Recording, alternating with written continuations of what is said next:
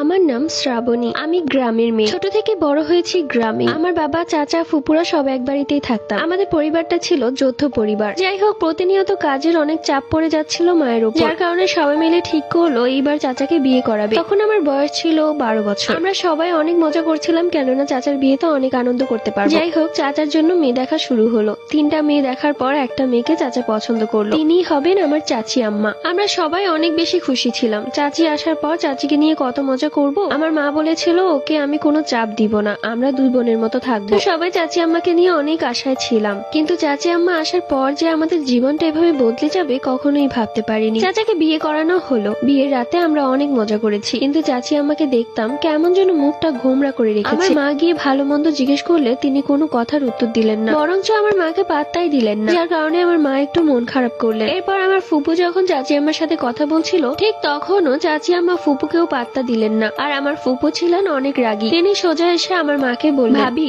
আমার মনে হচ্ছে এই মেয়েকে বিয়ে করিয়ে আনিয়ে ভুল করেছে। এর এত অহংকার, কথাই বলছে না। আমার ছোট ভাইয়ের জীবনটা মনে হয় শেষ হয়ে যাবে। তখন আমার মা ফুপুকে বোঝায় যে নতুন বাড়ি আর নতুন লোকজন, তাই হয়তো কথা বলতে লজ্জা পাচ্ছে। আমিও তো প্রথম দিকে কথা বলতে লজ্জা পেতাম। বিয়ের পরের দিন দুপুর 1টা বেজে গেছে, কিন্তু বড় বউ ঘর থেকে বের হচ্ছে না, যার কারণে আমার মা আমার হাতে নাস্তার প্লেট ধরিয়ে দিয়ে বলল যে তুই গিয়ে দিয়ে আয়। আমিও চাচি আমার ঘরে গেলাম। আমি গিয়ে দেখলাম চাচি আম্মা ঘুরে কি যেন একটা করছে। আমি যাওয়া মাত্রই সে তাড়াহুড়ো করে তার ব্যাগের ভেতর কি যেন একটা ভরে ফেললো। আমি বুঝতে পারলাম না, কিন্তু ছোট মানুষ তো, তাই আগ্রহ একটু বেশি। আমি চাচি আমাকে নাস্তা দিলাম। এরপর তিনি নাস্তা খেতে লাগলেন গেট লাগিয়ে। অন্যদিকে আমার ফুপু খুব রেগে আছে। নতুন বউ এত ভাব কিসের? মুখের ওপর দরজা লাগিয়ে দিল। যখন চাচি আম্মা দরজা লাগাচ্ছিলেন তখন ফুপু বরাবরই বসেছিল, তাই বিষয়টা ফুপুর খারাপ লেগেছে। তখন আমি আমার ফুপুকে গিয়ে বললাম, জানো ফুপু, আমি না দেখেছি চাচি আম্মা কিছু একটা লুকাচ্ছিল। এই কথা শুনে ফুপু ভাবলো যে হয়তো গহনা লুকাচ্ছিল, কিন্তু লুকানোর কি আছে, আমরা কি ওর গহনা নিয়ে নিব নাকি? তো যাই হোক, আমার রাতের বেলা কোনোভাবে ঘুম আসছিল না। আমি মায়ের পাশে বসে জানালা দিয়ে চাঁদের দিকে তাকিয়েছিলাম। হঠাৎ করে আমার চোখ পড়লো বাড়ির উঠানের দিকে। দেখলাম লাল শাড়ি পরে কেউ একজন মাথায় ঘোমটা দিয়ে সামনের দিকে যাচ্ছে। পেছন থেকে দেখতে কিছুটা চাচি আম্মার মতোই দেখাচ্ছিল। তো আমি সাথে সাথে মাকে বললাম, মা দেখো দেখো, ওটা কে?